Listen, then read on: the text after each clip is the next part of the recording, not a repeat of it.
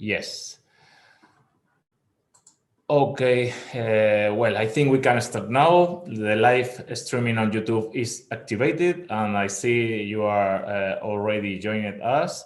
Welcome everyone to this first public event hosted by the new European Bauhaus Friendship Group at the European Parliament. After the first months of work of this horizontal group, we have decided to start holding a series of events open to the public, involving organizations and institutions outside the European Parliament. To put into context, for those who do not know us, the new European Bauhaus Friendship Group was officially formed about 4 months ago. Is made up of members of the European Parliament and has the following 4 objectives: being able to channel and discuss the concerns of the citizens we represent, developing activities as a partner of the new European Bauhaus initiative, non-official partner, facilitate debate in the co-design phase, collecting examples, ideas, and challenges, and to serve as a meeting point for members interested in the initiative. During our first 4 months, this Friends Group has already become one of the largest in our parliament. We are 34 members now from the 7 political groups from 15 different member states and present in 17 of the 20 standing committees of the European Parliament. This shows the general interest that there is across the European Union in this initiative, which does not understand political colors or borders. It is a real honor for me to have the opportunity to coordinate and work for this group, not only as a member of the European Parliament, but also as an architect and urban planning full professor. Throughout my life, I have combined my political activity with my professional activity as an architect. I am aware of the great opportunity that this new European Bauhaus represents to put architecture, urbanism, design, and culture at the center of the European Union's policies. I think all of us here today, both participating and both following this event live, are interested in this initiative and looking forward to seeing what its future holds. As you know, this initiative was launched last October with the aim of connecting the European Green Deal to the spaces where we live in every day, from our homes and buildings to our public spaces and our cities. This new European Bauhaus aims to make places in Europe more sustainable, beautiful, and inclusive. This triple premise is ideal, and as it does not renounce any of the characteristics that our cities, our spaces, and our society must achieve. Sustainable is a prerequisite in today's context. In this legislature of the Green Deal, climate law, and the renovation wave, all our action must aim for maximum respect the environment. We must opt for solutions based on nature, which enhance nature in its dialogue with cities and buildings, and which allow for a balance between our societies and the natural environment.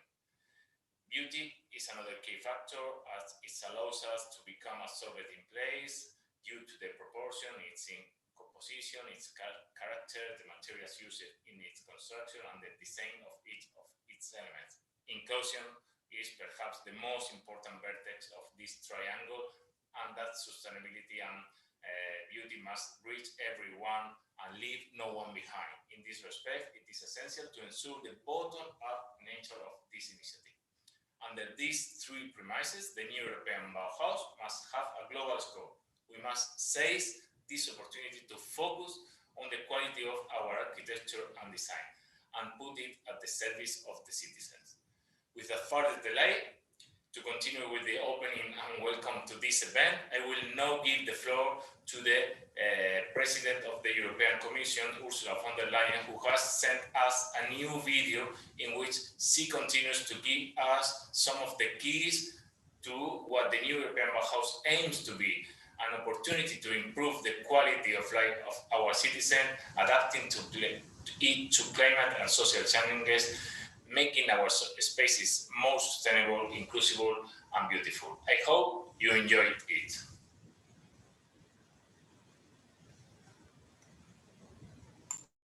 The new European Bauhaus is a project of hope. It opens up new prospects for the future. It makes us dream. It awakens emotions and creativity.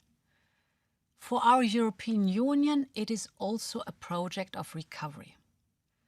The pandemic has not yet been defeated, but it is time to prepare for the future. And the future will be more digital, and it must be more sustainable if we want our planet to remain viable.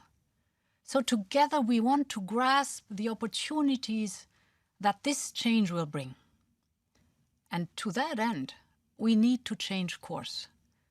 And that change, of course, requires new ways of thinking and sustainable action. The new European Bauhaus aims to open doors to all those who want to tread these new paths. The new European Bauhaus aims to amplify good examples, expertise, and ideas, to bring them to the market and let people know about them. The transformation of the built environment is at its heart. By 2050, we want to make Europe the world's first climate-neutral continent. But to achieve that, we have to drastically reduce our greenhouse gas emissions. Buildings account for as much as 40% of our energy consumption. And we need to change this. We need to change this if we are to have a chance of keeping global warming below 1.5 degrees. And we can do it. Innovative building materials can help. Materials which production generates less CO2, or which even store CO2, like wood. The new European Bauhaus wants to scale up production and the use of nature-based materials. And we want more design and architecture that work with the principles of the circular economy, use fewer resources and generate less waste. For construction, this means that demolition must be the exception, and renovating and reusing the rule. So let's green our towns and cities, not just with parks and roof gardens, but directly with new construction materials. We can turn our cities into urban forests. European cities should capture CO2 instead of producing it. But the new European Bauhaus aims to go beyond just promoting innovative solutions. With the new European Bauhaus, we want to make the European Green Deal a tangible experience. We want to add a cultural dimension to the economic and technological transformation of Europe. We want to match sustainability with style. And here I would like to quote Robert Schuman, one of the founding fathers of our European community. Back in 1954 already, at a time when Europe was still suffering terribly from the horrific consequences of the Second World War, he wrote about Europe: "It's essential to work on the economic recovery, to guarantee military security, and to organize ourselves politically. But what would all these efforts be worth if we were not able to build at the same time solid and deep cultural relations between European countries? That's how we form the European spirit, and all the rest will follow." Robert Schuman knew what was necessary for Europe to succeed. Politics and the economy are essential, but not enough. To succeed, we need more. We need an overarching vision that not only appeals to our minds, but also reaches our hearts and our souls. A vision that gives us a direction to work towards. And that's exactly what the new European Bauhaus should do for our European Green Deal. Because it can unite reason, creativity, innovation, and emotion. The transition we are now embarking on requires holistic thinking.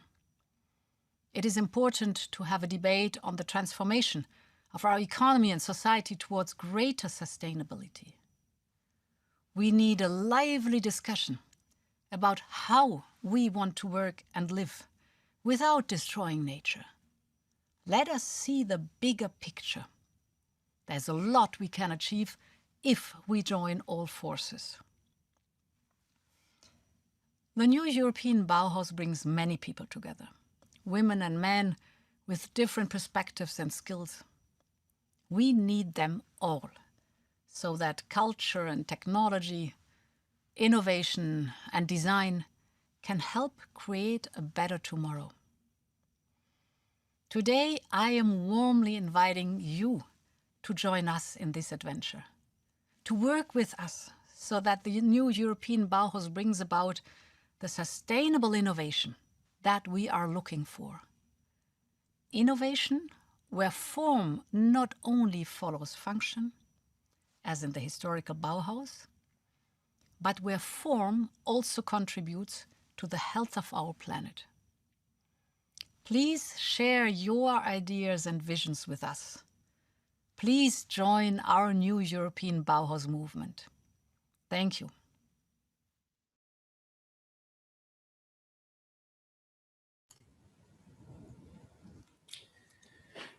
Well, we would like to thank the President for sending us this motivating video, which inspires us to continue working on this initiative from the European Parliament.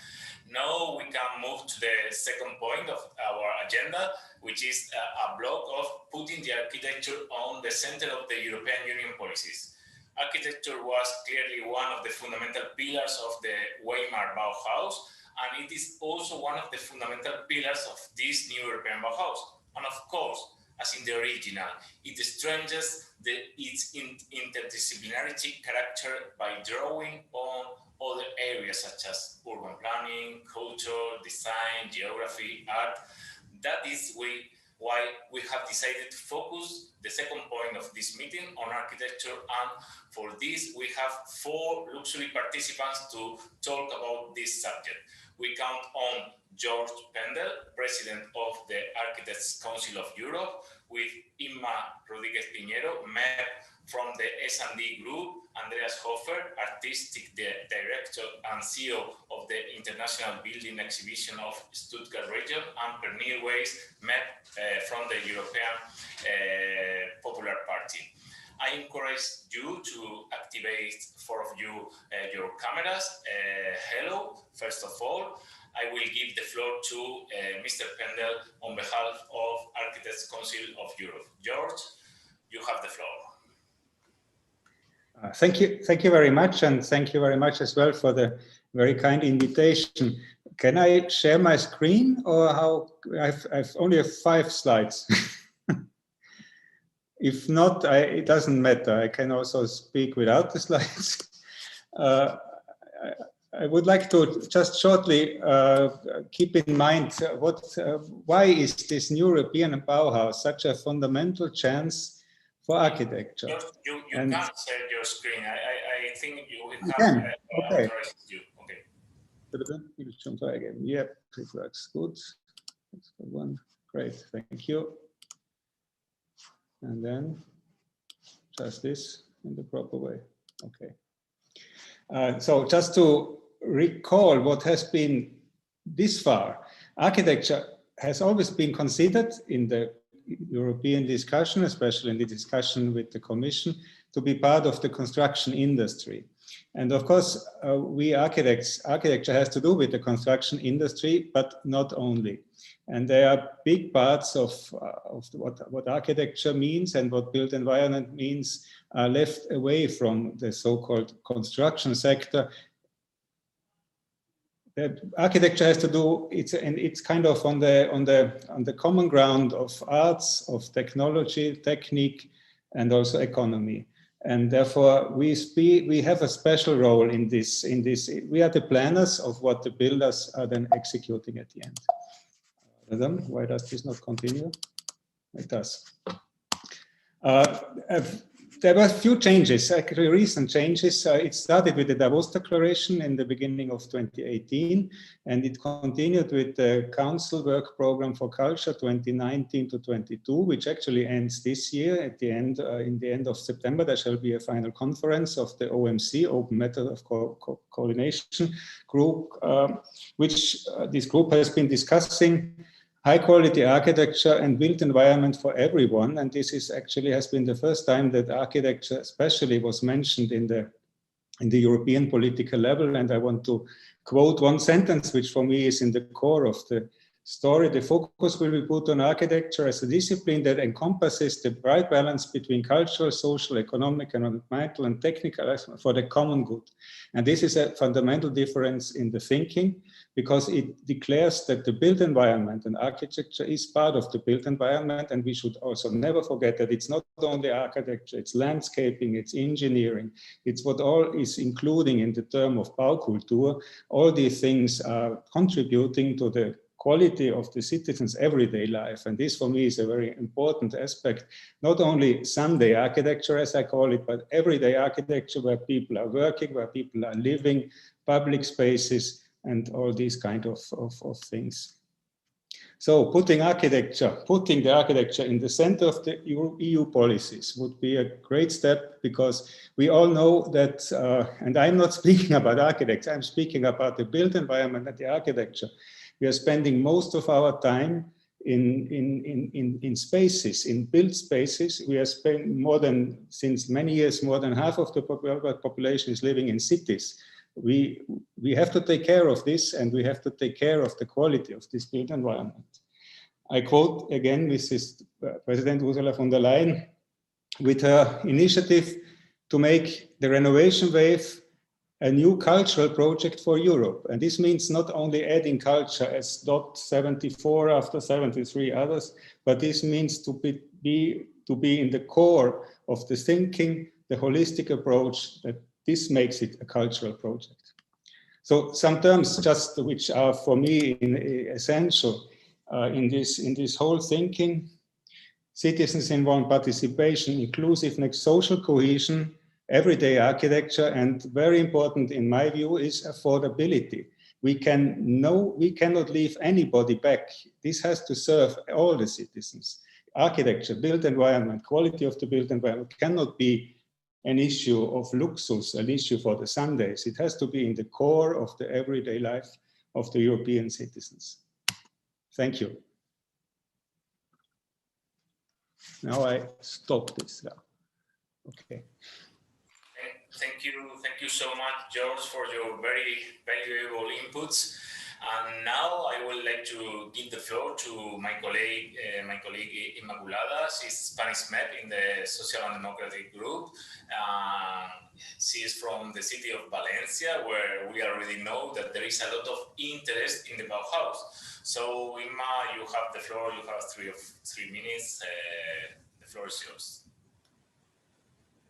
Thank you very much, Marcos, and thank you very much for all your excellent job for supporting this important friendship group and for have the possibility to speak with you.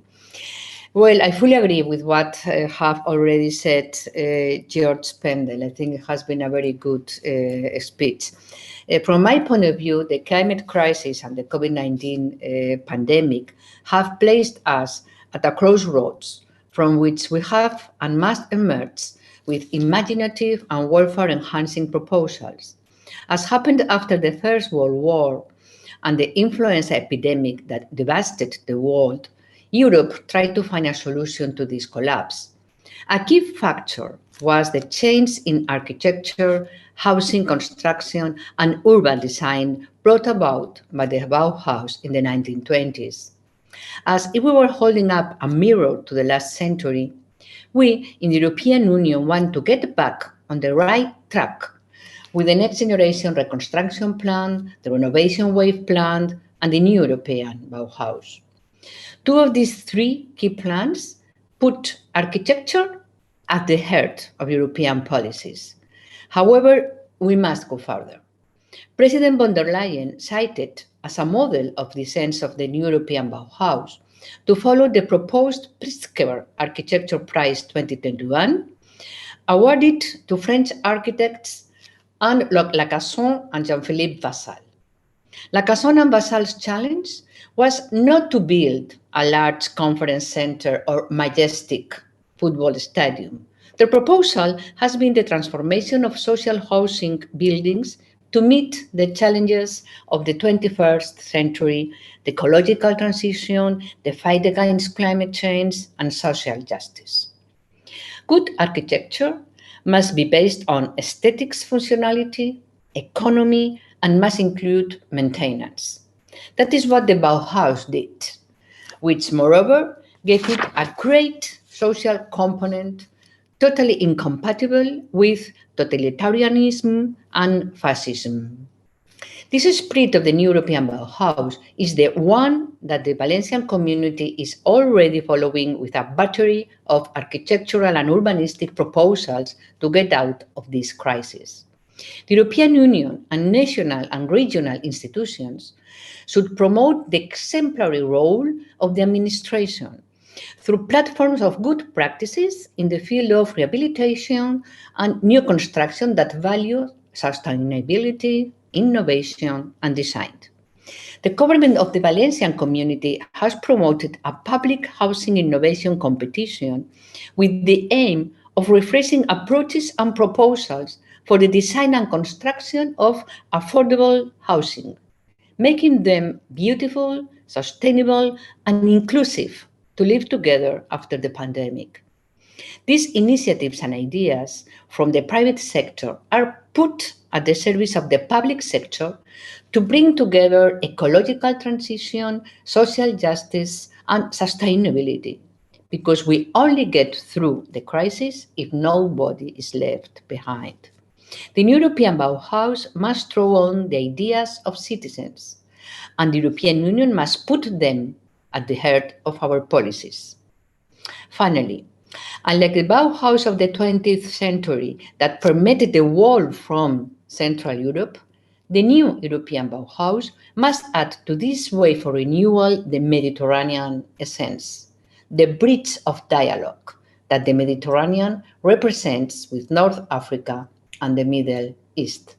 Thank you very much for your attention. Thank you so much, Inmaculada. I also believe that the Mediterranean has much to do with this new European Bauhaus. And now I would like to give the floor to Mr. Andreas Hofer. He's an architect from Zurich. In 2018, he was elected director for the International Building Exhibition in Stuttgart, from where they have done an incredible job collecting examples of architecture through our territory and whose contribution to the new European Bauhaus can be very useful. Andreas, thank you for being here, and you have the floor. Thank you for the invitation. Thank you, everybody. International building exhibitions share their history with industrial modernism. After the influential world exhibitions in the 19th century, the German Werkbund tried to demonstrate the marriage of industrial production, design, and architecture in the scale 1. 1927, shortly after the Bauhaus in Dessau was opened, the Weissenhof estate brought the most influential European modern architects together to demonstrate the Build Avant-Garde Manifesto. 61 houses and flats constructed with experimental techniques. An exhibition nearby showed materials, household machines, and engineering to more than 500,000 visitors. To celebrate the 100th anniversary of the Weissenhof estate, the region of Stuttgart, the city of Stuttgart, the universities and the associations of the architects, engineers and landscape architects decided to repeat, to reflect and to adapt the format of an international building exhibition. They founded IBA 27. IBA 27 defined 5 topics that are relevant here in the Stuttgart region and where we expect that the local skills and resources will produce answers that will inspire many people far beyond the Stuttgart region. The productive city, the future of the centers, places of moving and meeting, blue and green, landscape and river, and finally, the modern heritage. IBA 27 projects in these fields search answers to the most demanding questions of our time: climate change, decarbonization, resource management in the building industry, affordability, social inclusion, demographic change, land management, change of work, and new mobility systems. To tackle these challenges and to shape a common future, we urgently need processes that integrate a wide public, new communication planning strategies, engineering skills, and materials. IBA 27 promotes change, spans networks, and supports projects. More than 150 initiatives, grassroots movements, cooperatives, universities, local administrations, landowners, and manufacturers proposed projects to the IBA 27. With 80 of them, a strategic contract is signed, and 14 large-scale building projects, we expect 25 to 30 in total, will be the showground for the exhibition in 2027. Just to give you an example, a medium-sized town 25 kilometers outside Stuttgart with 30,000 inhabitants decided to develop a 5.5 hectare big area adjacent to the Metropolitan Railway Station as a productive neighborhood. High urban density, spaces for manufacturing, laboratories, childcare, meeting rooms, a hotel, and 300 flats and ateliers are grouped in clusters separated by green spaces and a central axis reserved to pedestrian and bicycles. IBA 27, together with the town of Winnenden, organized an open international architectural competition for this project. International building exhibitions are 10-year ventures with the aspiration to shape ideas into built houses, landscapes, and infrastructures. They try to demonstrate future now. On the way to the exhibition year, we plan intermediate presentations that we call festivals in the year 23 and 25. These festivals are more than temporary ephemeral shows. Like the site huts for the cathedrals, they are part of the building process. Recycled material is stored, fittings are printed and prepared, groundbreaking ceremonies take place, artists show their work, people discuss, and virtual reality techniques demonstrate what soon will physically happen. IBA 27 shares the values and the schedule of the new European Bauhaus. Let's collaborate to speed up the transformation, the transformative processes, and let's do this not only reflecting, but constructing new realities in the built environment. Thank you.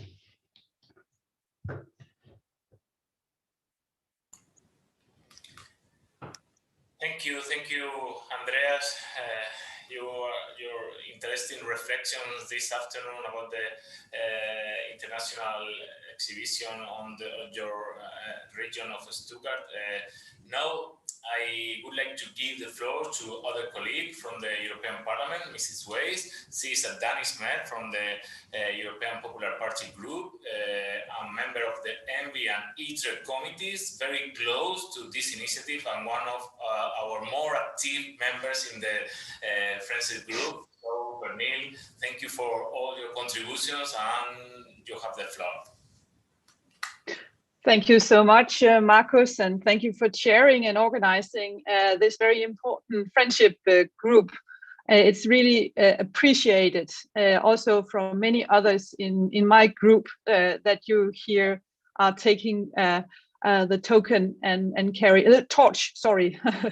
Yes, I come from Denmark. I come from a family of architects and nurses, and I have some educations in both directions. I've worked in the public administration of the Danish healthcare system, and also I have had my own SME as a building advisor, a very small one, but still in evidence-based design, combining the two worlds of reference and two different disciplines of being skilled both in nursing and in construction and architecture.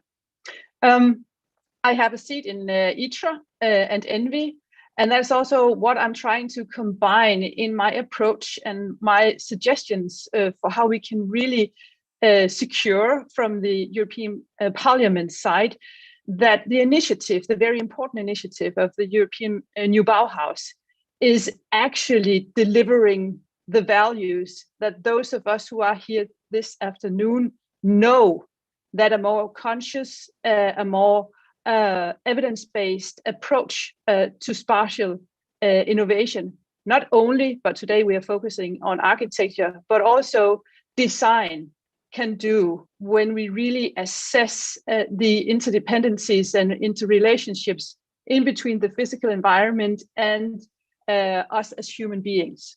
It is a very complex system that is under continuously change in bits and pieces, and sometimes also because of major shocks like the COVID has been on many, many levels.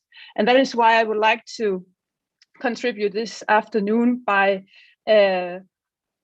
suggesting and also asking for some input and extra thoughts to an idea that I have very close to my heart. Also listening to what Ursula von der Leyen just said in the beginning, that the new European Bauhaus is about sustainable innovation. It is about health of our planet.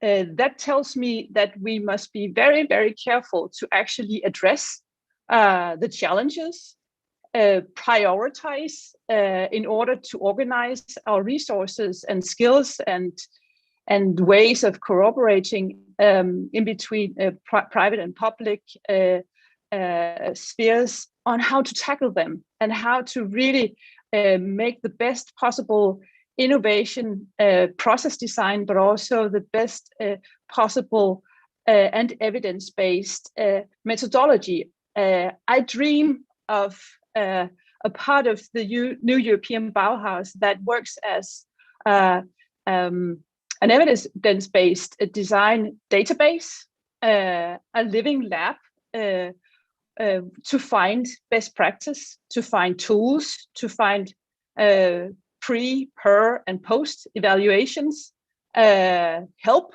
when needed to address also the renovation wave and how to assess the possibilities of a given building, a given typology of whether to do a deep renovation or a stage renovation, not only addressing the climate and energy challenges and values that must be created, but also addressing the social, the human values that we can do while working with energy efficiency of the building stock, that we also make our physical environment, new or existing, better, also delivering true sustainable innovation. And actually also that and that is also a hope of mine, and then I will finish, that this new European Bauhaus evidence-based design methodology can create an even stronger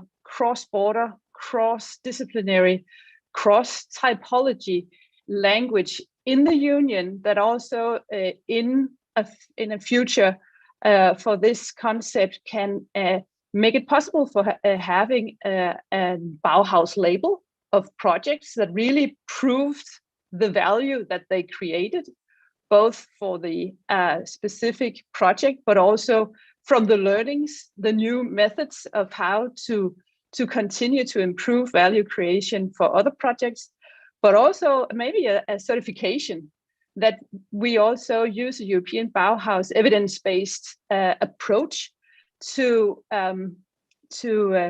plant small seeds into our education and research environment on university and schools around in the Union, so that this way of expressing and developing the European way of life as how we express and how we have our examples in the European New Bauhaus actually is also creating a positive up-moving spiral where we also can inspire the rest of the world of how deal and how to create more value from the way that we perceive and also how we design our spatial environment, come architecture, come design, come human behavior as well. Thank you so much. I'm very happy to be here this afternoon, and I look very much forward to listen also to the next speakers. Thank you, Marcus. Back to you. Thank you, Pernille. I hope this spiral will function on the future. I hope you listen better to me now, and we have solved technical problems. I'm not very sure. And then we are now moving to the next item of this afternoon on the agenda, which is from the Mediterranean to the Baltic Sea, examples across the European Union. This new European Bauhaus covers all our territory and its diversity, and during its first months, it has left us with very good examples of initiatives that had worked throughout the European Union on very interesting projects. For this item of our agenda, I am pleased to welcome my colleague Massimiliano SMERIGLIO, member of the S&D group, Professor Maria Sabrina Sarto from the Center of Excellence of Cultural Technological District of Lazio, Professor Inese Badier, member of the European Parliament of the EPP group, and Ms. Ieva Sibarte from the National Architecture Council of the Latvian Ministry of Culture. So I would like to start by giving the floor to my colleague Massimiliano, member from Italy, where there really is a very strong Bauhaus movement that is involving many sectors. Massimiliano, you have the floor. I think we have a video from Massimiliano that has some problems with his flights, and we are going to put a video.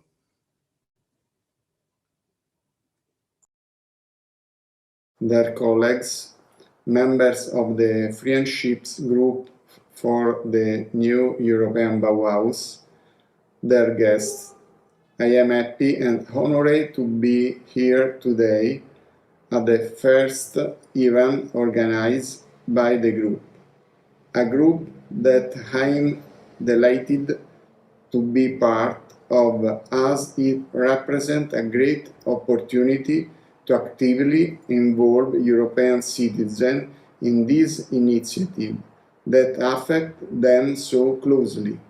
My special thanks go to my colleague Marcos ROS SEMPERE, who coordinates our work every day with great dedication. I would also like to thank the Center of Excellence of the Lazio Region's Technological District for Cultural Heritage and Activities for accepting my invitation to take part in this debate. It's a project I have supported fully ever since I was Vice President of the region, and I was very pleased to bring it to the attention of the European institution. In fact, I believe that these are the realities that can contribute the most to the co-design phases of the new Bauhaus, which will soon come to an end. It's, in fact, a center for the aggregation and integration of skills for the conservation, enhancement, and promotion of the historical, artistic, and cultural heritage of the Lazio region. It's a training, research, innovation, and technology transfer project that can easily be transposed to many other EU regions. It might provide a great support for actions such as the new Bauhaus project, which brings together the world of science of technology, the world of art, and the world of culture, in order to recover the sense of beauty in the vision of everyday space. I hope to be able to continue to make important contribution with the Friendship Group and the organization, institutes, firms and university that will want to join us in these and subsequent phases of the initiative for the new European Bauhaus, trusting that it will become part of the permanent programming of the Union. Thank you all, and I hope to be able to meet you in person very soon. Thank you so much, Massimiliano. I appreciate a lot the efforts that they are doing. You are doing, all of you in Italy, with the new European Bauhaus. And after your words, precisely, I would like to give way to Professor Maria Sabrina Sarto. She is Pro-rector for Infrastructure and Instruments for Research Excellence of the Sapienza Università di Roma. She is also in charge of the Center of Excellence of the Cultural Technological District of Lazio region, which is a center of aggregation and integration of technological expertise applicable to the conservation, enhancement, and promotion of a historical, artistic, and cultural heritage of the Lazio region. So, Maria, very pleased to meet you. Many thanks to for staying with us this afternoon, and you have the floor. Okay, thank you very much. Thank you for inviting me. I thank also Massimiliano Sveriglio for inviting us to participate to this event. I have a few slides. Maybe can I use the slide, or eventually I can just...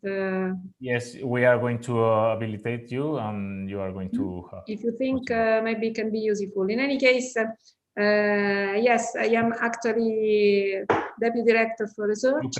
You can now. Sapienza. Okay, I am. No, baba, no problem. Doesn't work. Okay, so I just want to introduce you our Center of Excellence of the district, regional district for cultural heritage. That is an important project that was funded by Lazio region and our Minister for Research upon an agreement among research minister, the Minister for the Development, Industrial Development, and by Lazio region and the Minister for Cultural Heritage in Italy. It was founded in July 2011, thanks to the collaboration and integration of capabilities of the 5 state universities of Lazio region and the 3 major national research centers in Italy, with the scope of supporting smart growth, smart cultural communities, integrating technological knowledge, innovation spread on a territory. Sorry, Maria, you now are the host. You can share the slides. Oh, okay. Sorry, because we forget to push the button. Sorry. Okay, thank you. Okay. So, as I said, just introduce the research center of the Technological District for Cultural Heritage of Lazio region. As I said before, the center is aimed to promote high education innovation as an innovation pole of the Technological Cultural District of the Lazio region. It was funded in July 2018. The scope and the motivation was to create a district, technological district in our region with the scope of supporting smart growth, smart cultural communities, integrating knowledge and innovation capability in the territory in order to promote and sustain economic growth and increase economic returns to make a service for the society, making available through technologies possibility to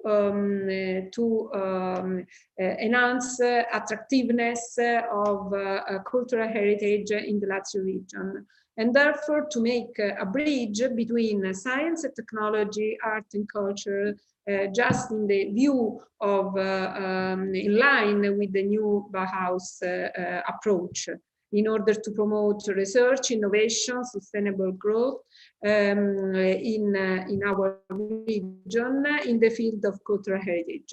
Therefore, technologies for cultural heritage enable to match, to integrate culture as a set of tradition, art, landscape, and creativity, ability to design, in a view and for a regional sustainable development, putting together social activators, promoting horizontal integration of operators in different sectors through a real transdisciplinary approach.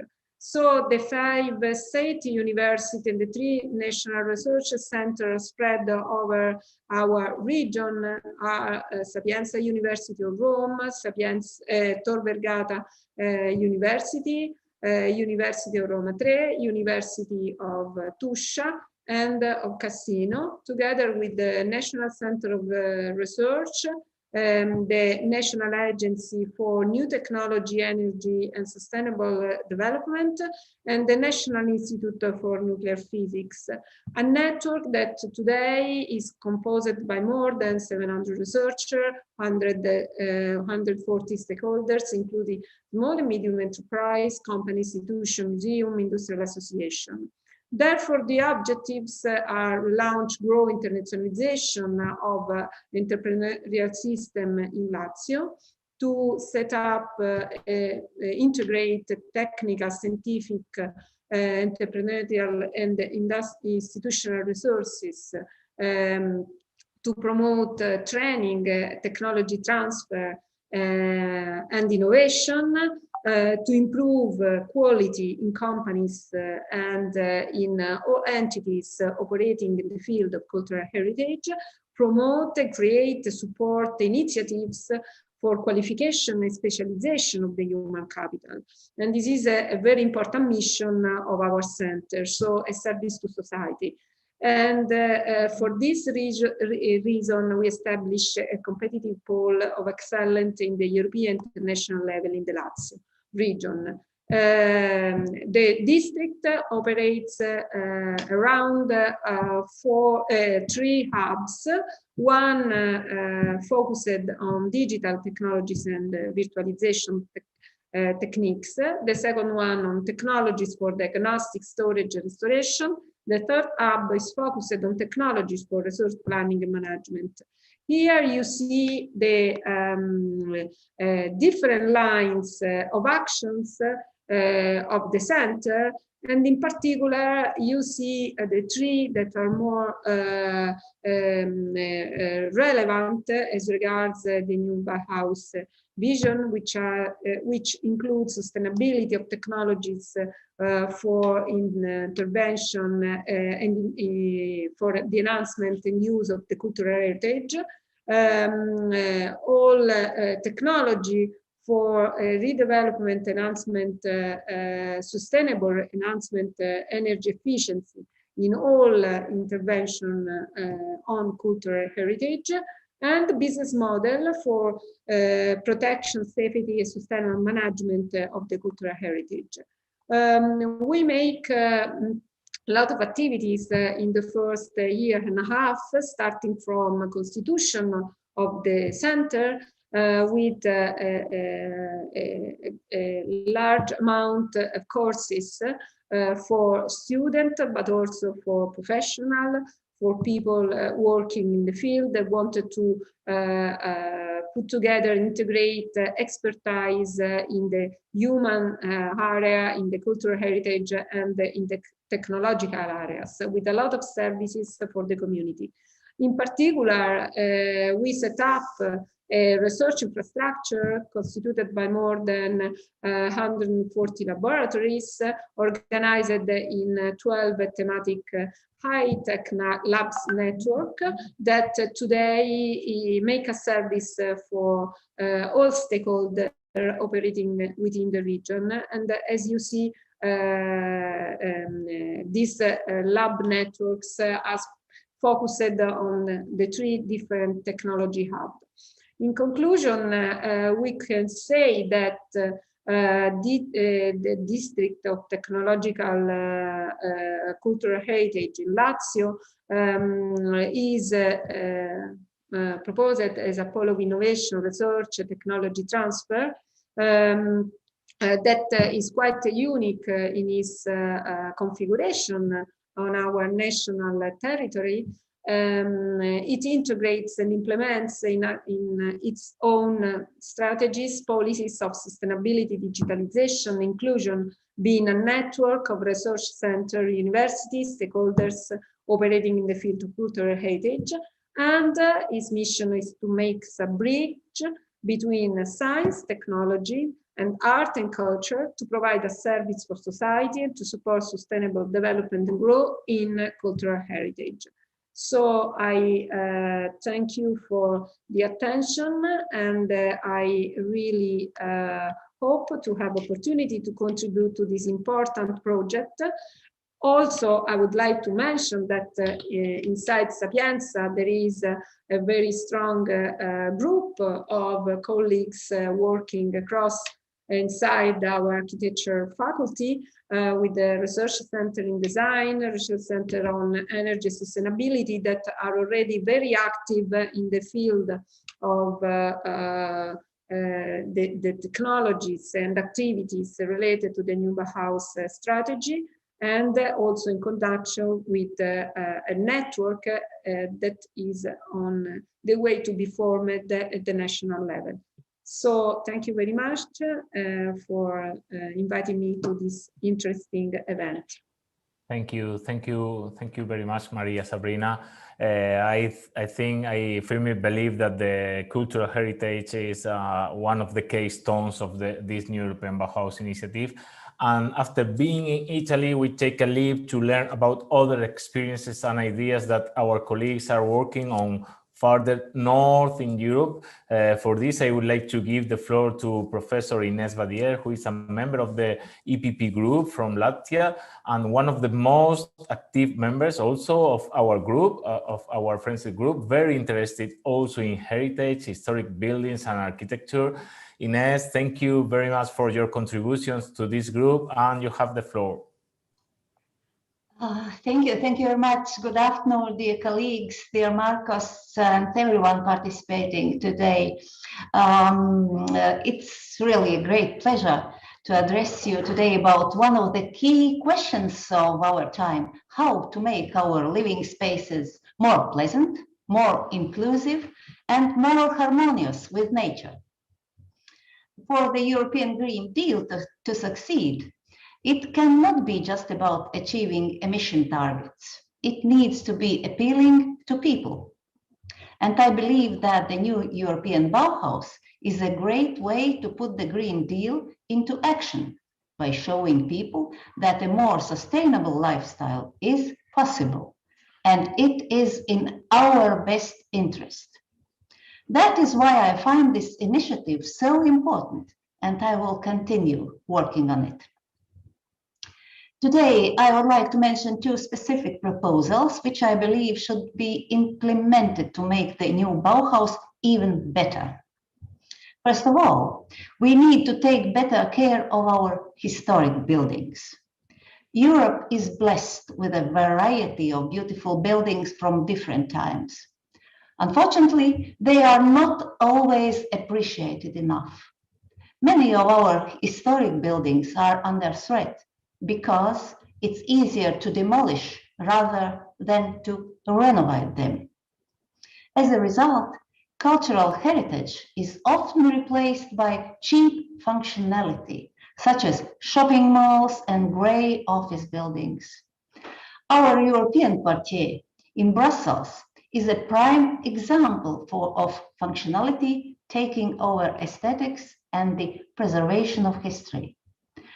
Bustleization has sadly become a term of careless introduction of modern high-rise buildings in historic city landscapes. Along the way, we have lost cultural heritage, and some of these buildings have a short lifespan. Worrying developments can also be observed in beachside towns of Southern Europe, where careless urban planning squeezes out the history, tradition, and charm of such places. But it can be different. We need fresh Bauhaus thinking. In my home city, Riga, not long ago, plans were presented by the Minister of Culture without any discussion to demolish a former Soviet Communist Party building. Of course, it needs renovation and a new purpose, of course. And of course, I do not like the purpose this building was constructed for, but it would be a great mistake to destroy an excellent monument of modernism architecture, which was inspired by the UNESCO building in Paris, only because it's linked to the dark period of our history. In addition, demolishing it would create heavy traffic congestions in the center of the city for years, pollution and tons of waste, all of which goes against the European Green Deal. After a difficult battle, it now seems that we have managed to save this building. So I propose to put the conservation and renovation of historic buildings in the center of the new European Bauhaus. Secondly, I have seen that people are very interested in the new European Bauhaus, but also have many questions and don't know where to find all the relevant information. So we need a single Bauhaus knowledge platform, which is easy to understand and available to everyone. In relation to this, I think we can also draw some lessons from the way that the new European Bauhaus Prize 2021 was organized. I actively promoted the competition and was happy to see many applications submitted. However, only later, it was announced that just those who had registered for the European Commission's Bauhaus newsletter were allowed to vote. In addition, the website for voting was not easy to navigate. This illustrates why we need a more inclusive approach to future new European Bauhaus activities. Participating should be easy. Thank you very much. Thank you, Inese, for your very valuable inputs and contribution. And after that, I would like to turn to the organization you have invited to join us today, and no less than on behalf of a national government of our European Union. I would like to pass the floor to Mrs. Ieva Sivarte, member of the National Architecture Council of the Latvian Ministry of Culture. She is architectural and design journalist, and she has an extensive knowledge of architecture, art, design, and culture. Ieva, you have the floor. Thank you, and good afternoon, everyone.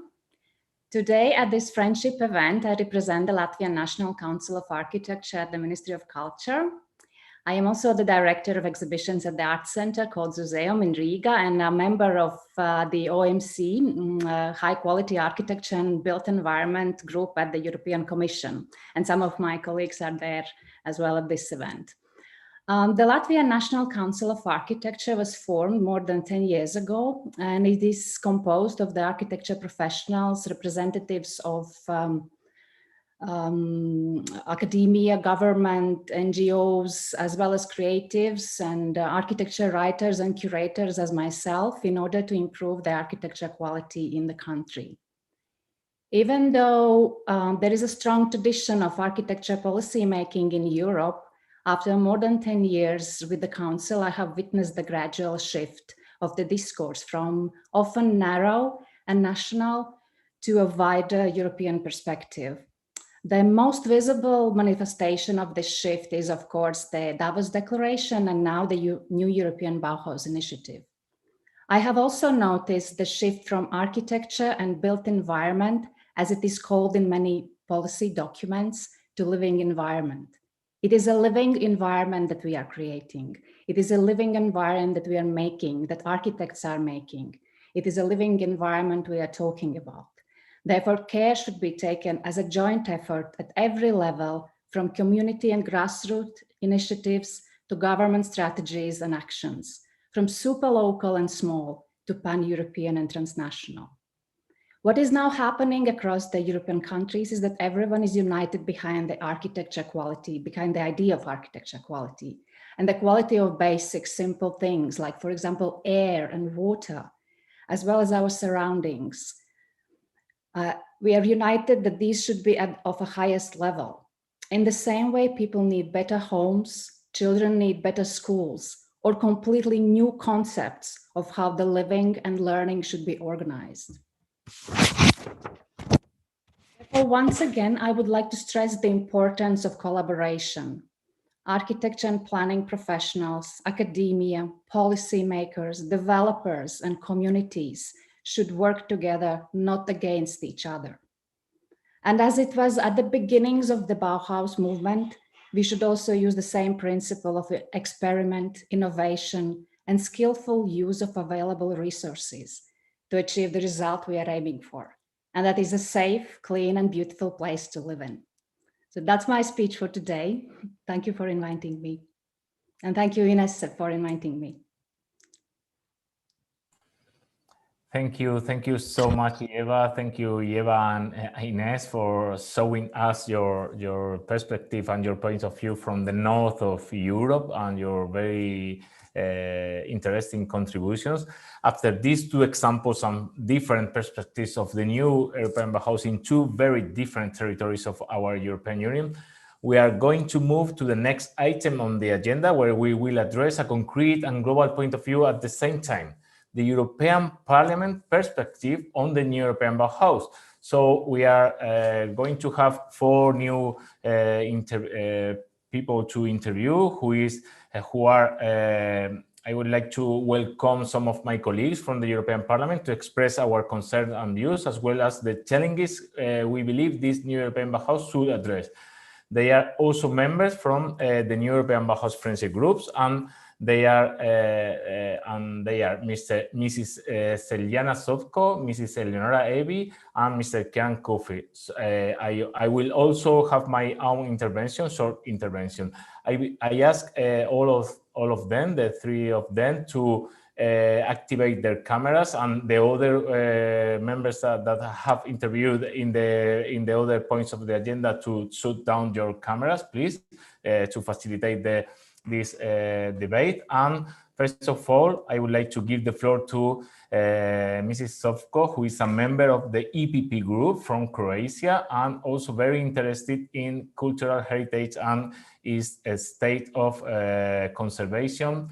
But before this, I would also, it's all solved, technical problem. So, Celjana, you have the floor. Many thanks for being here this afternoon, as always.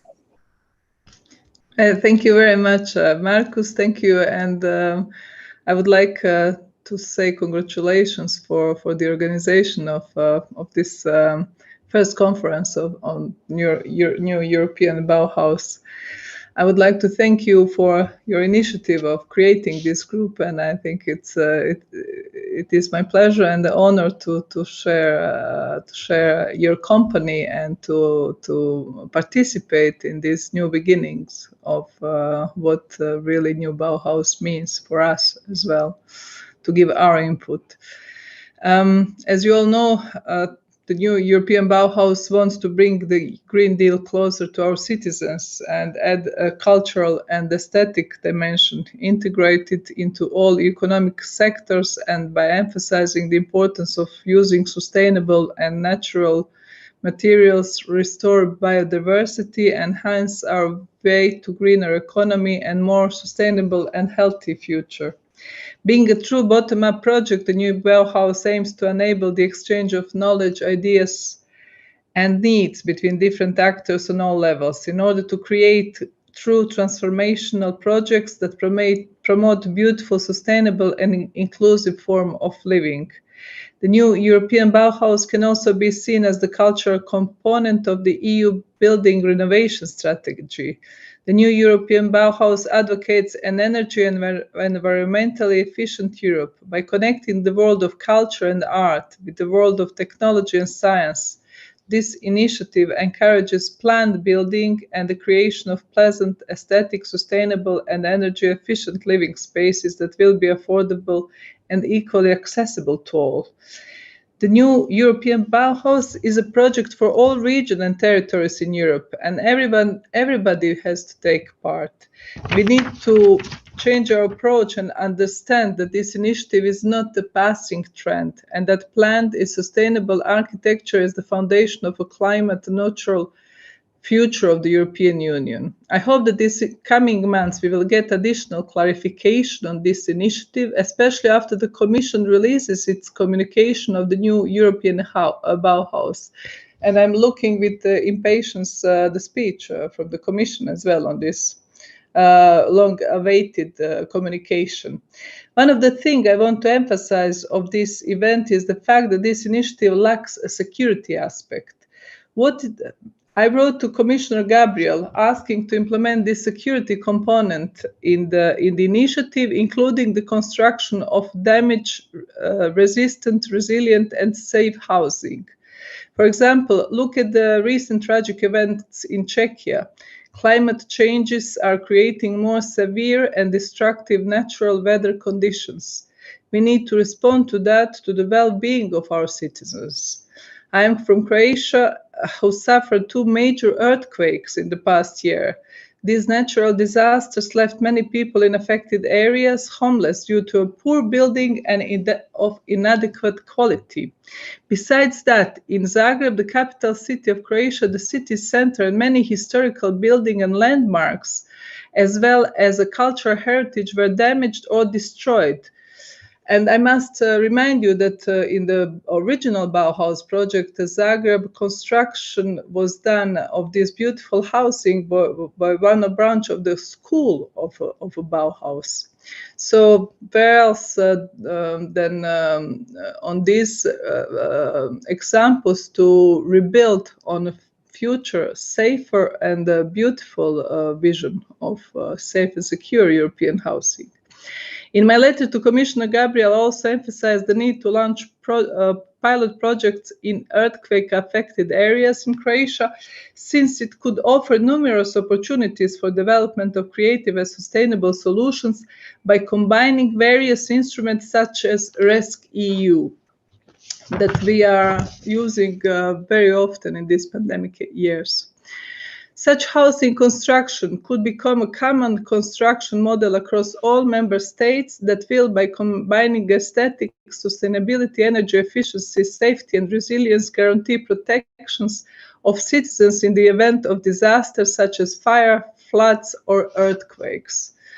The second thing I want to point out is the importance of using this initiative for preservation and renovation of cultural heritage sites and historical buildings located across the European Union. We need to join our efforts and propose the Commission a comprehensive strategy that will use technology, innovations, and sustainable materials in adapting, renovating, and preserving our cultural heritage sites and historical buildings. I truly hope that our group will continue to advocate the importance of this initiative and that our common work here will contribute to the unfolding of this initiative in the upcoming months at the benefit of the Union and its citizens. So thank you very much. This is my contribution, a small contribution with the ideas how we can really direct this project. Thank you. Thank you very much, Eliana. I appreciate a lot of your contribution, especially on the security aspect, that this is an innovative aspect that we have to take care of in this initiative.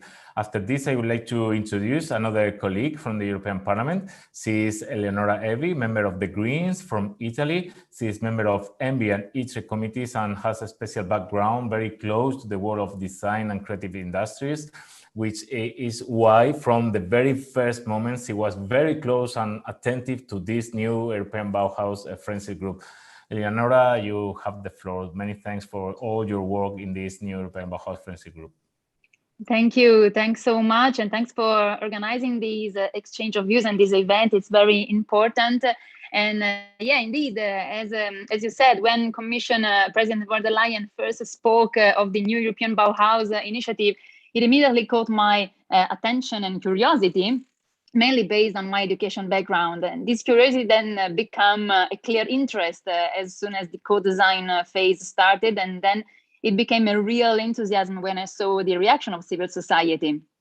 The fact that there are now more than 180 partnerships with the true centers of excellence in design, culture, innovation, some of which also comes from my territory, my constituency, is the sign that there was a gap to fill. We have recently voted on the first European climate law, and even if this, I have to stress, as Greens, we do not think that this will be enough to fight the climate crisis. Our pathway to 2030 now include ambitious target for the building sector, which will have to cut by 60% its emissions. And moreover, we need to make sure that there are synergies between the transition of buildings and all those activities revolving around them, particularly within the energy and transport sectors. In order to achieve these crucial targets and objectives, we will need a number of thought out and ambitious policies, some of which the Commission will propose in a couple of weeks with the Fit for 55 package, and some by the end of the year. What seems to me pivotal is to ensure coherence between our energy and climate policy from one side, the energy climate targets, in particular those of the Paris Agreement, which we committed to, and the policies and measures and the financing that we have programmed for the next 9 years, which include the EU programs under the MFF and the Next Generation EU. We have really to guarantee coherence among these two areas. And I think that the new European Bauhaus initiative can be a piece of these puzzles if it manages to take the creativity wave that we have witnessed so far and transform it into a renovation wave. We have a number of examples of good practices and innovative ideas that we now need to scale up. This will be really one of the challenges, and employ for a deep renovation of our buildings, neighborhoods, and living areas, especially with energy performance, where energy performances are lower and social vulnerabilities are stronger. We are now waiting for the communication on the new European Bauhaus from the Commission. And I think that the main political priority for the new European Bauhaus should be working towards two different directions. From one side, affordable housing, in order to ensure decent living standards for all and combat homelessness and energy poverty. And on the other side, circularity, because the push for this initiative on sustainability, inclusiveness, and innovation should cover the life of our buildings and living areas from sourcing to disposal. I really hope the new European Bauhaus initiative will deliver on that. Thank you. Thank you very much, Eleonora, and thank you especially for talking about social vulnerability. That I think is one of the most important also things that we have to take in account in this project. I am the third one to talk in this fourth turn of MEPS, and I would like to take the floor also to have a small point of intervention because we are not very well of time. Since I started working on this new European Bauhaus, I understood that it had arrived at a crucial moment for Europe at a time of transition towards economic recovery, Green Deal, digitalization, and social cohesion. And I am a firm believer that architecture can unite all these concepts and put itself at the service of citizens to fully improve their quality of life. This is why I believe it is essential that in order for the new European Bauhaus and its spirits of innovation and improvement of the quality of life to reach everyone, it should be a framework for analysis and discussion previous to the renovation wave of buildings. We need renovation wave funds to be conditioned to the implementation of Bauhaus solutions and proposals, because we cannot allow all the major investment in building renovation to end just changing the air conditioning or putting in solar panels on our roofs. We need a real transformation of our built environment. I think that architecture can change our lives, but only good architectures can improve them.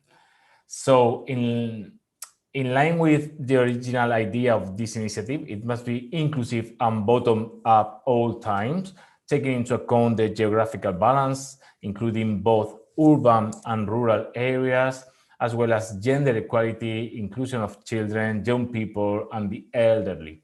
We cannot deny the importance that the new European Bauhaus is having in all member states. In total, we are already almost 200 partners now from all countries. We are ready now that the Commission will launch the first call for pilot projects this autumn, where 25 million euros will be awarded to a maximum of 5 pilot projects. But given the expectations that have been generated in practically all member states, this is an insufficient number. I think that this is an insufficient number. This will mean that at least 22 member states will probably not know about our Bauhaus project. We need the new European Bauhaus to give opportunities to all those projects that are sustainable and feasible, becoming a new flagship program of the European Union, as it was on the first times. For example, the Erasmus, now the Erasmus Plus program, through a cultural project that combines sustainability, design, architecture, and a significant improvement in the quality of the spaces we live in on a daily basis. These are some of the points I wanted to highlight, not taking too much time as a member of this parliament, but also as an architect and town planner. Now, I would like to pass the floor to another colleague, another MEP, and also another architect, Kieran Hofer. He is member of the Greens from Ireland, and he's also an architect. He was also the rapporteur of the report of maximizing the energy efficiency potential of the European Union building stock, which resulted in the renovation wave of buildings, which aims to renovate around 35 million buildings across Europe. Kieran, thank you for being here. Thank you for your work, and the floor is yours. Marcus, thank you so much. It's good to see you again and to see other colleagues, Eleanor Evie, also Pernille Weiss. I think we all share a common interest in the built environment and in design. The question I ask myself is, what makes the new European Bauhaus different from the original Bauhaus 80 or 90 years ago? I think the first Bauhaus was all about celebrating technology and innovation. It was about moving beyond the boundaries that constrained us from the 19th century, from the Victorian era. And we thought we could go faster, further, longer, and higher than before.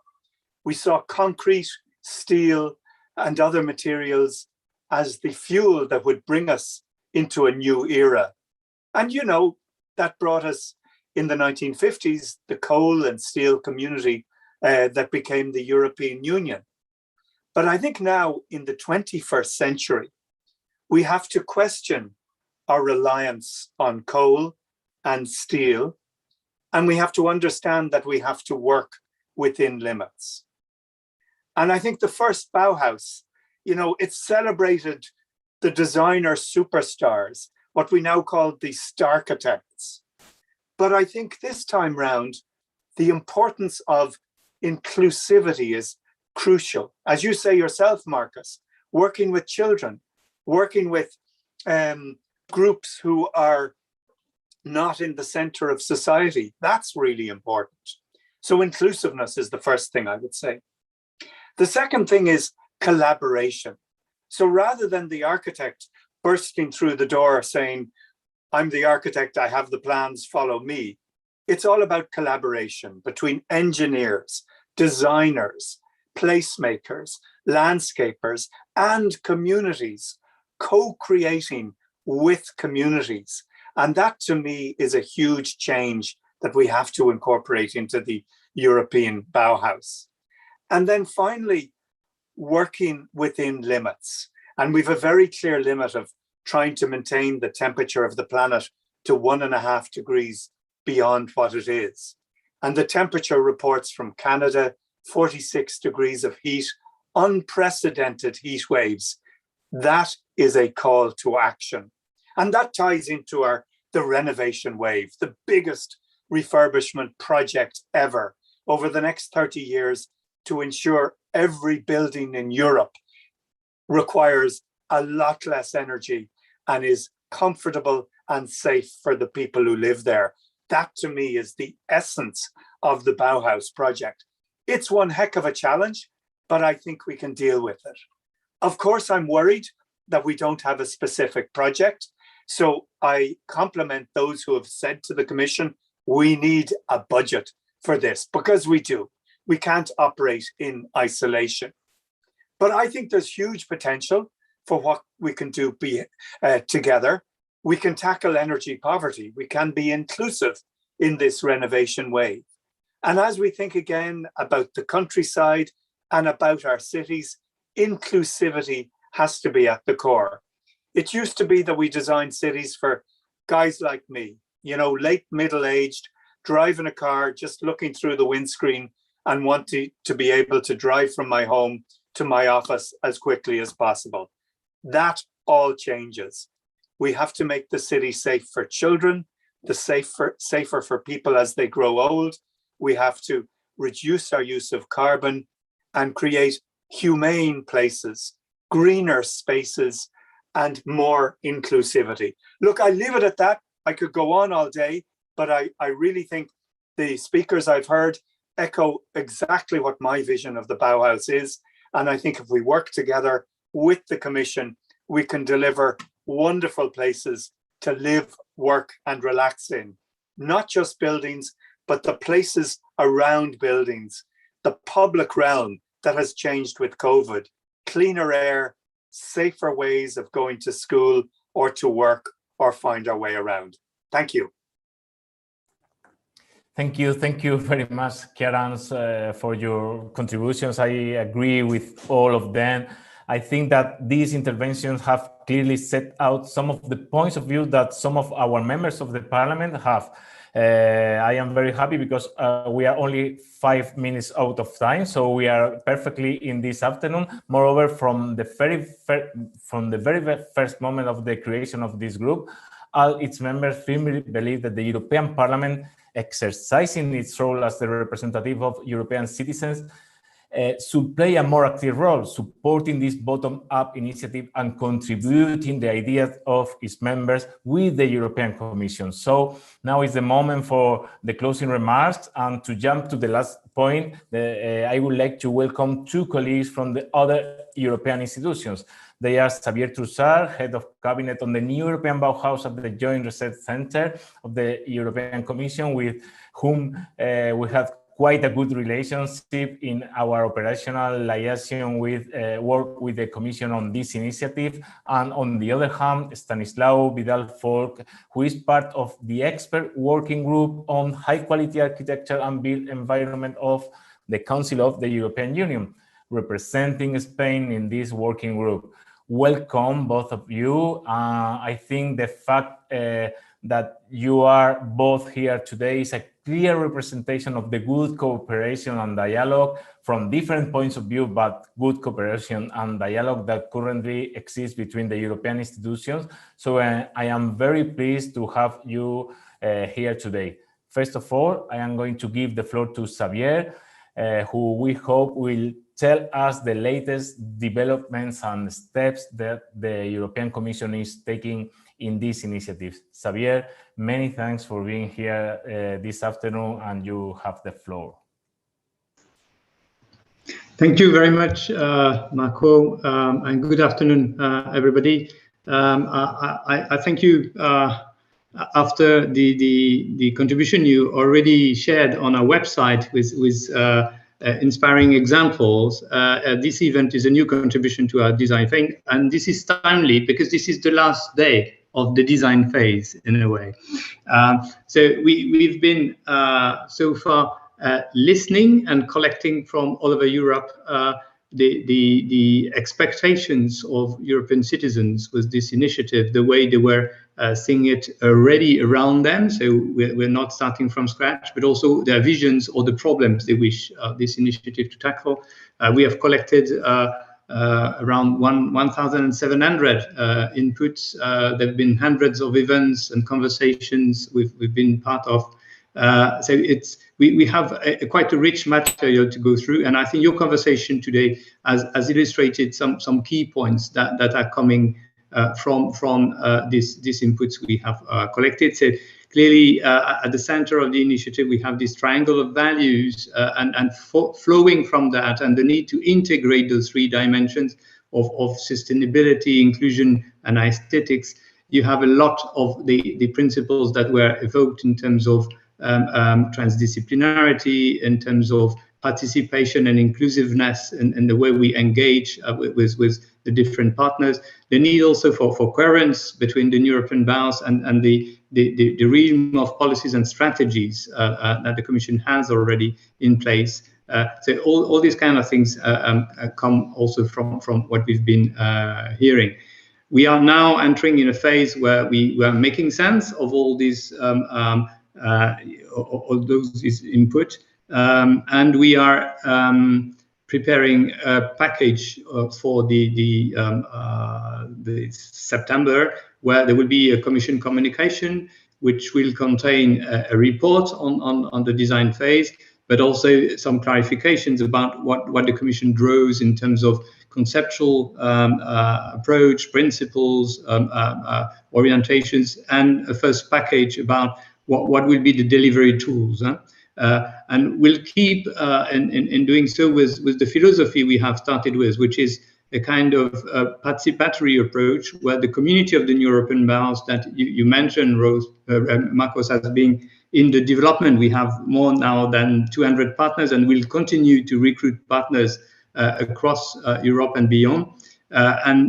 So we will, through the implementation phase, continue to work with a lot of partners. But of course, the communication will facilitate also probably the cooperation with the European Parliament and the Council, and create a kind of more official framework where we can better cooperate perhaps on this initiative. So that's probably on that note that I look forward to continuing working with the friends, but also with the whole of the European Parliament and with the Council. So thank you for this event and the opportunity to share some words with you. Thank you so much, Xavier, for your information. I'm very pleased to know that we will have this communication on September and to establish the formal dialogue between the European Commission and the European Parliament. And I hope that it will be a very fruitful dialogue and formal communication. Thank you very much for all your work on the head of this initiative.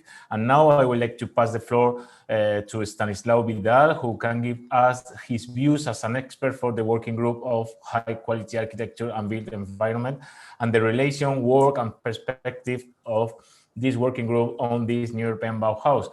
Stanislao, you have the floor. Thank you for being here today, and thank you for your work also. Thank you, Marcos. Good afternoon, ladies and gentlemen. Please let me introduce myself a little bit more. My name is Stanislao Vidal-Folk. I work for the Spanish government. I'm also a member of the Council Working Group on Architecture. Today, I would like to give some closing remarks on architectural policy and European governance. Well, this is a year of celebration. The comprehensive European architectural policy, for the time being, it's 20 years old. This policy has been based on two pillars: the policy documents of the Council and the exemplarity of the European Union Prize for Contemporary Architecture, Mies van der Rohe Award. In 2001, the Council conclusions highlighted the common characteristics of European cities. For its part, the European Prize became the official one of the European Union. The prize has not ceased to maintain a dialogue between architecture and the city. I'm keen to remember that the idea of European Architecture Prize was proposed by the European Parliament. An agreement was signed with the European Commissioner to create the prize. Today, I'm convinced there is room for the European Parliament to deepen and broaden the European architectural policies, including the European Prize, also regarding its geopolitical dimension, so that Europe acts as a global player. After different Council political documents in 2008, 2013, and 2018, this year we are witnessing a new turn of the screw, a paramount step further, thanks to the new European Bauhaus process. What is the Council doing in this regard? The Council, in accordance with its plan of culture, brought together a number of member states' experts in a working group of high-quality architecture and built environment for everyone, and gave a mandate to prepare a report. The report is nearly finished. The outstanding contribution of the Council report is the notion of quality, made up of 8 values to assess the quality of a place. Together, these 8 criteria from a holistic approach to architectural quality. They are governance, functionality, environment, economy, diversity, context, sense of play, and beauty. There is a Council roadmap for this year with which the European Parliament could interact. First of all, the publication of the mentioned report next September. Secondly, the European Conference on Architectural Policies in Graz and Maribor next October. And finally, the conclusions under the Slovenian presidency of the Council on high-quality architecture and built environment as the main pillar of the new European Bauhaus initiative next November. Well, let me finish with some more words. Words matter. All this Council work has been done trying to make a fair balance between different architectural backgrounds. The German one, based on the concept of Baukultur. The British one, based on the notion of built environment, and the Mediterranean one, based on the concept of architecture and urbanism, term, by the way, coined by Ildefons Cerdà, the creator of the modern Barcelona, or even the notion of urban landscape. I'm sure all this effort will contribute to overcoming the challenges we all are facing. Thank you very much for your attention. It has been a pleasure to participate in this meeting with you all. Thank you very much, Stanislaw. Thank you for your work and for your words this afternoon. I think it's very, very important to try to combine Baukultur, built environment, or arquitectura y urbanismo, as you have said. And I think it's very interesting to pursue the events that we are going to have place in the next months.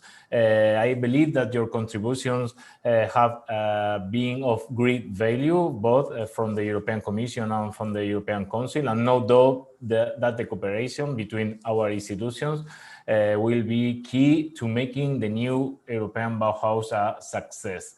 I think we have more or less finished it, more or less on time, 5 minutes. I would like to end by thanking all those who have participated in this event, and also to all the people who have followed us both from Zoom and YouTube, who have contributed to make this event a success and to share our views in order to make this new European Bauhaus a real initiative of participation, collaboration and exchange, and to achieve its final goal, to really benefit and improve the lives of our citizens.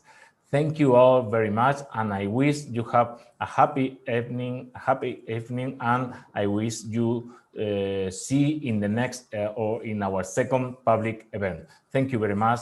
Have a nice evening. Bye. Thanks, Marcus.